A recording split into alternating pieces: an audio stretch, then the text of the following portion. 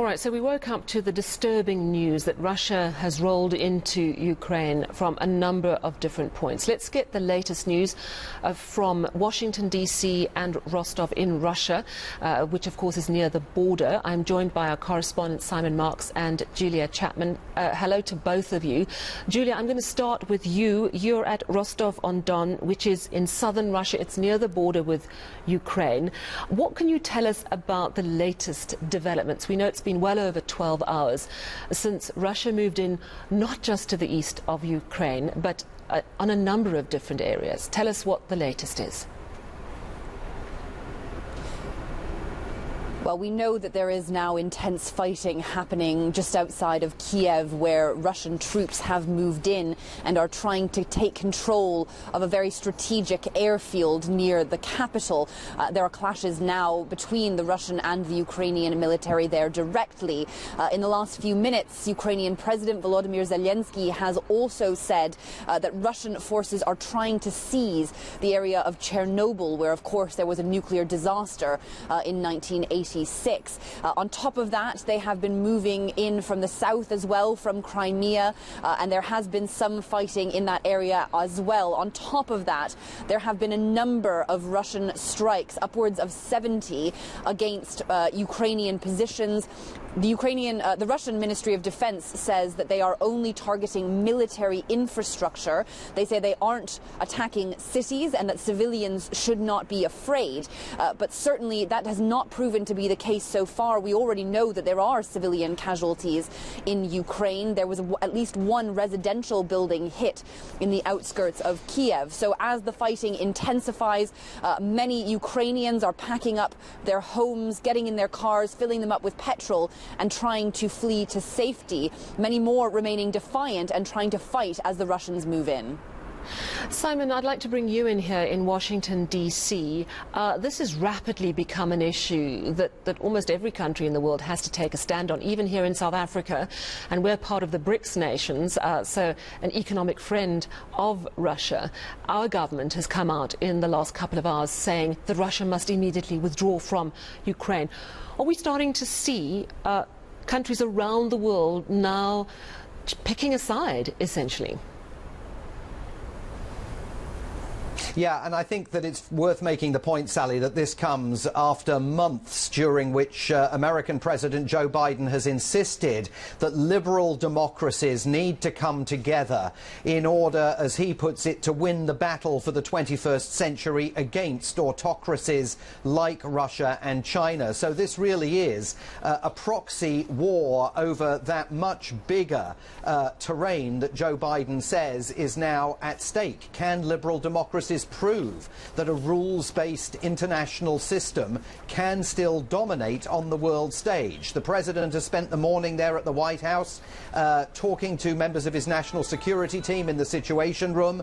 Then he engaged in a virtual summit of G7 leaders. That was already on the books for today. They thought they were going to be engaged in assessing the latest diplomacy to defuse the crisis. Instead, they've spent about an hour this morning discussing the sanctions that they are now going to unveil, and we'll be hearing from the president in about an hour and a quarter's time here, and we anticipate that he is going to unveil, if not the full panoply of American sanctions that have been prepared against Vladimir Putin in the Kremlin, then certainly the vast majority of them. And one big question now is, how far will the Americans go with sanctions? Will they perhaps sanction Vladimir Putin personally and other key members of his inner circle, including Foreign Minister Sergei Lavrov? Because the White House has already said the Americans are not putting troops in Ukraine, and yesterday the White House press secretary was declarative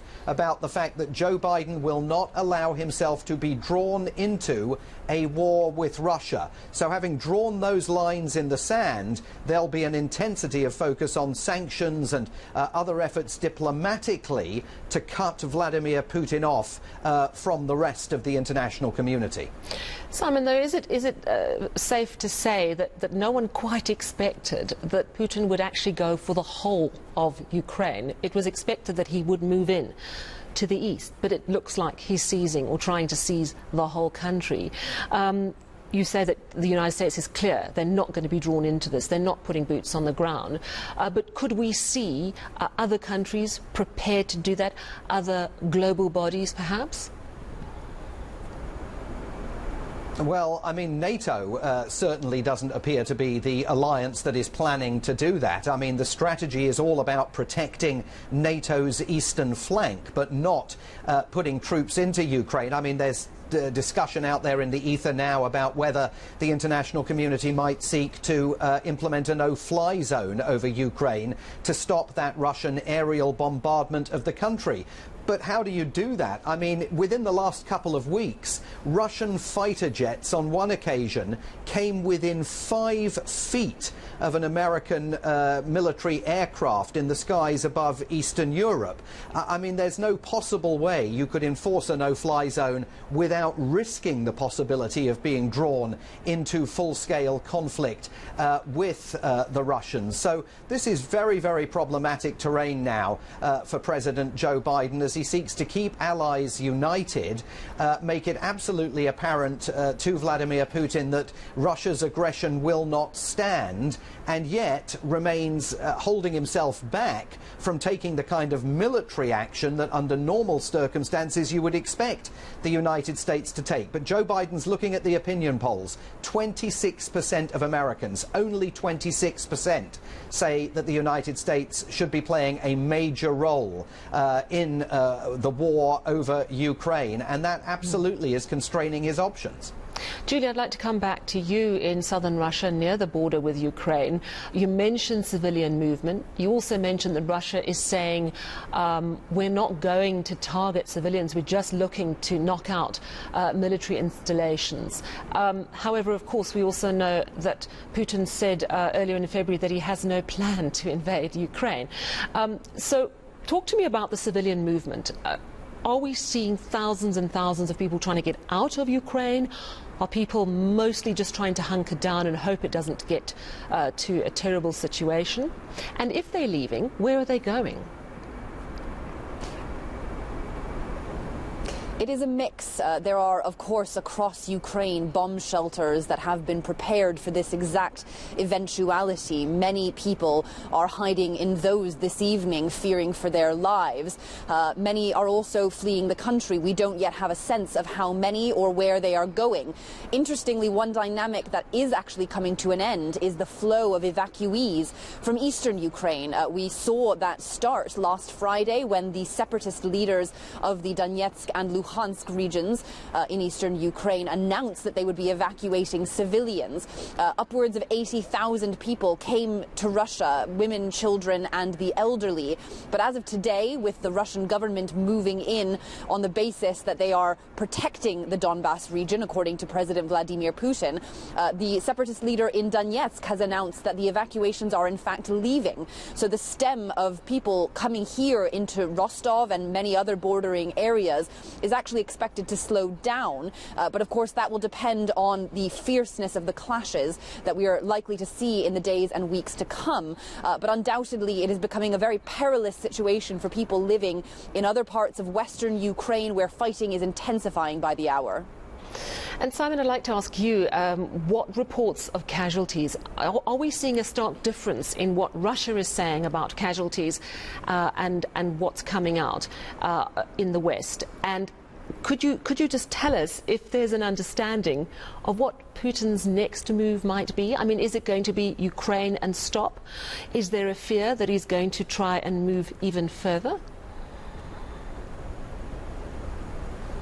Well, on the casualty numbers, we've not seen the United States put any casualty numbers out. Indeed, I suspect that what was taking place at the White House this morning in the Situation Room was battlefield assessments that the Americans were gathering. I mean, there has been a distinction in some of the numbers published by the Russians and the Ukrainians, but I'm not sure that the United States yet is ready to weigh in on that issue. With regard to Vladimir Putin's next steps, I mean, the White House has been warning for weeks that exactly the plan that is unfolding in Ukraine was Vladimir Putin's plan for the country, namely creating a pretext to move into eastern Ukraine, engaging then in cyber warfare and aerial bombardment of the rest of the country. We've seen both of those taking place in the last 24 hours. Their expectation, based on Western intelligence, is that the next thing he does is begin a massive ground offensive aimed at toppling President Volodymyr Zelensky in Kiev and installing a puppet regime loyal to Moscow in the Ukrainian capital. Beyond that, if you listen to what Vladimir Putin has been saying about rejecting the whole concept of Ukrainian sovereignty, you might argue that he could advance similar arguments towards some of the other constituent parts of the former USSR.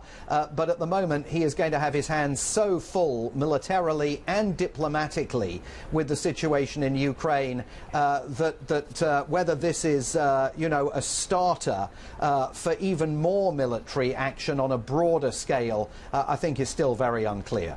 All right, thank you so much to you, Simon Marks in Washington DC, and also Julia Chapman. She's in southern Russia near the border with Ukraine.